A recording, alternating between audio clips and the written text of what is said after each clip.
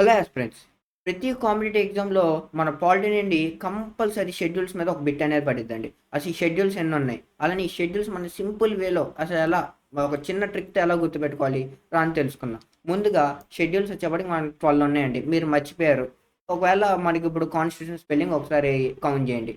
3, 6, 9, 12 ఇక్కడ తెలిసిపోయింది మనకు 12 షెడ్యూల్స్ ఉన్నాయండి. అలాంటి ట్రిక్ వచ్చేప్పటికి tears of old fame. T అంటే territories, E for amendments, A for affirmations, R అంటే Rajya Sabha seats allocation, S for scheduled areas, O అంటే అదర్ ట్రైబల్ ఏరియాస్, ఎఫ్ అంటే ఫెడరల్ స్టేట్ డివిజన్, ఓ అంటే మనకి ఇక్కడ అఫీషియల్ లాంగ్వేజెస్, ఎల్ అంటే land reforms. Land reforms వచ్చేప్పటికి మనకి ఫస్ట్ అమెండ్మెంట్ యాడ్ అయింది. అలానే డిఫెక్షన్ వచ్చేప్పటికి మనకి 52nd అమెండ్మెంట్ యాడ్ అయింది. పంచాయత్స్ వచ్చేప్పటికి మనకి 73rd అమెండ్మెంట్ యాడ్ అయింది. అలానే మున్సిపాలిటీస్ వచ్చేప్పటికి మనకి 74th అమెండ్మెంట్ యాడ్ అయింది. అఫీషియల్ లాంగ్వేజ్ అసలు స్టార్టింగ్‌లో 14 ఉండేయండి. ఇప్పుడు ప్రెజెంట్ 22 అయినాయి. అలా నా 14 తెలుసుకోవాలనుకుంటే అసల దానికి కూడా ఒక చిన్న ట్రిక్ ఉంది.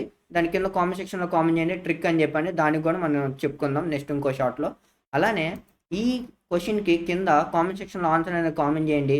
అలానే మరిన్ని పాలిటీలో ట్రిక్స్ అండ్ ఫ్యాక్ట్స్ తెలుసుకోవాలంటే కింద కామెంట్ సెక్షన్‌లో పాలిటీ అని చెప్పి కామెంట్ చేయండి.